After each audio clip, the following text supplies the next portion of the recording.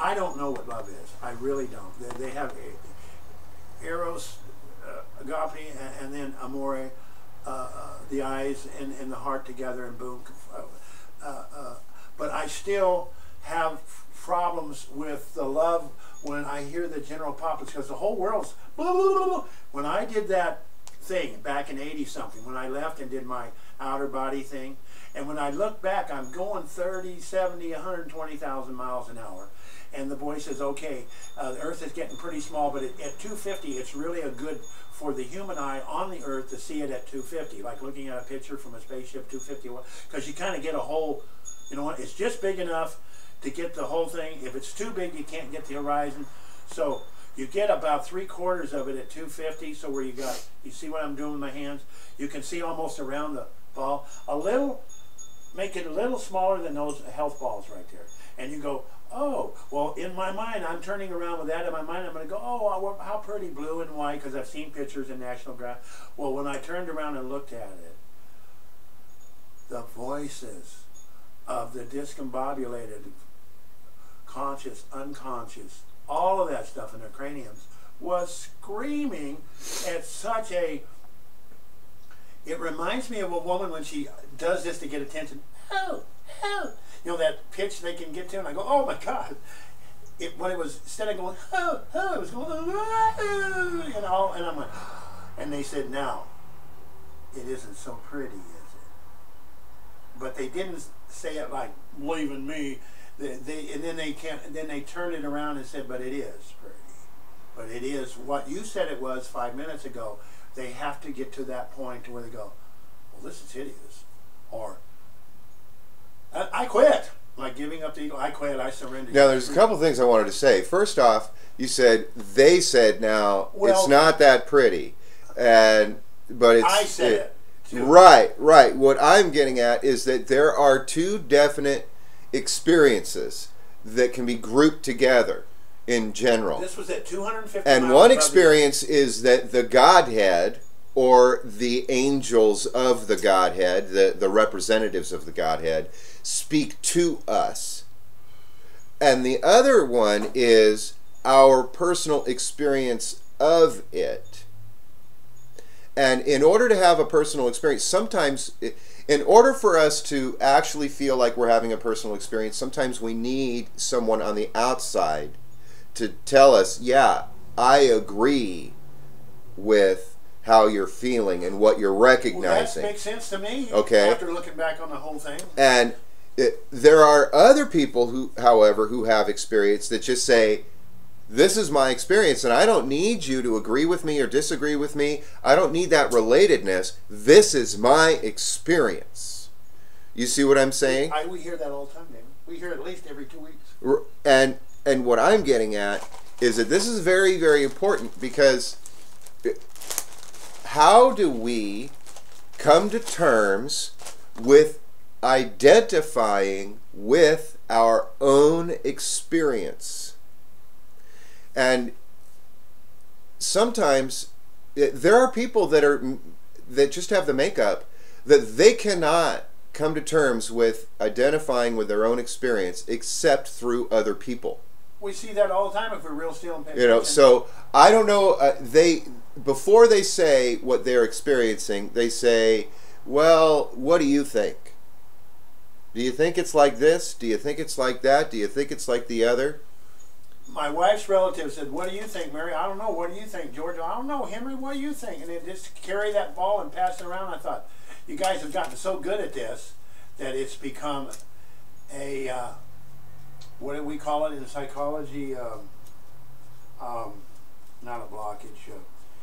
Almost a saboteur, but that's not the correct word.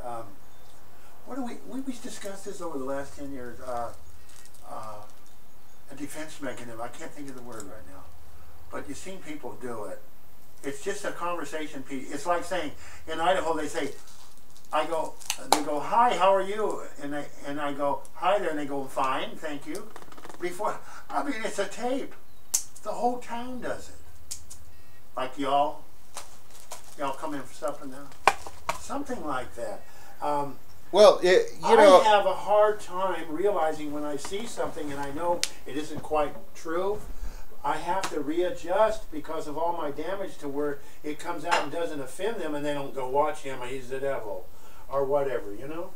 Well, that's what I'm getting at, is that, you know, I have my own experience, and I've always had my own experience, and this has set me up for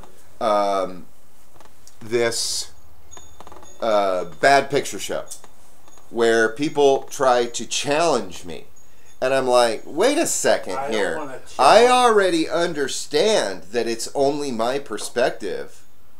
I don't need to be challenged, you know. You know. But I think everybody's all caught up in being told what to do. Their imprints, you know, we're raised as children to accept the imprint of what we are told, and then throughout the rest of their lives, they're looking for the imprint to be told to live by. And I have had the kind of experience where I understand that I have my own experience. I take it as only my experience, but I would hope that you people would be able to have your own experience. Well, isn't that hard for us to work with that? But they can be completely frightened to death to have their own experience. Damon, they're all frightened out there. Because then they have to own it.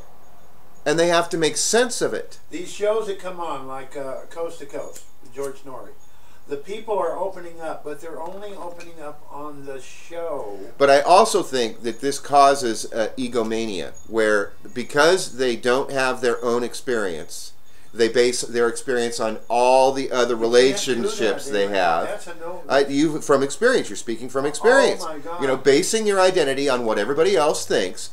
What that does actually is it causes this huge eruption of individuality and independence and I-ness and ego. The bums on the street saw me and they walked up to me mad and they said, "What are you doing here on our domain?" And they said it with authority.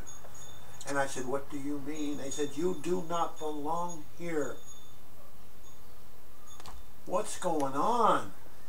I said, "I'm just having a rough time." Well, yeah, and if you stand out... But you should have seen them. Well, they were a club, just like... it's like alcoholics. If you go to an AA meeting and you can drink without a problem, they're all going to have a problem with you. Big time. You know? Or if you are a total conformist where you base your right and wrong and good and bad on what your religion tells you, not your experience. Oh my God. What your society tells you, not your experience, then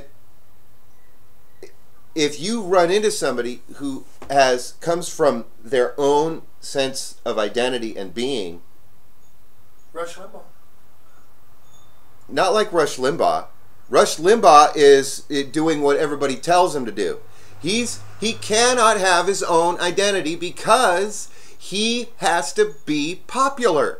Because he has to be popular, he has to say all the right things that make him popular. And he pretends to be a thorn in people's side, but he's not really a thorn in people's side. Really. If he was, they'd crucify him. Right. Like they did Martin Luther King Jr. Oh, he was a sharp thorn. Oh, yeah, you know, but it's still another form of ego. Yeah, it's a thin line. I don't want to take away anybody's metaphysical joy and faith and belief in some great hero. I don't want to do that. However, we got to realize that we don't need to martyr ourselves. No. You know? Listen, Damon, at Food for Less right now, if you go to aisle, I think it's aisle 4 or 5 on this side of the market, over, you know, where the booze is and all that, and all the beer and stuff. Okay. Where the magazines are, there's a magazine aisle. There's a magazine aisle now. They moved it into the back, yeah. Yeah. Go there when you can, as soon as you can. There's a whole magazine, Life magazine or Times or something, on Bob Dylan. The whole thing is Bob Dylan. Uh-huh. And as I read through it and watch, I'm seeing Bob Dylan now as I didn't see him when I was younger. all the people he hung around with, what they were saying, what they were doing. Now, he's a Gemini, and he's also Jewish. He's a Jew, okay? His name is a real long name, but it was changed. And I don't judge the Jews now because I realize that I don't really want to judge anything. I really don't, because wholesale retail, big deal. Then you got this, then this tribe, this, and then you got that. It goes on forever. But everybody is either using something to feed themselves, lives live on lives, or to build build the pie higher to keep their own lack of understanding for the reason they're seeking such a high public office or fame, because of what's lacking inside of them.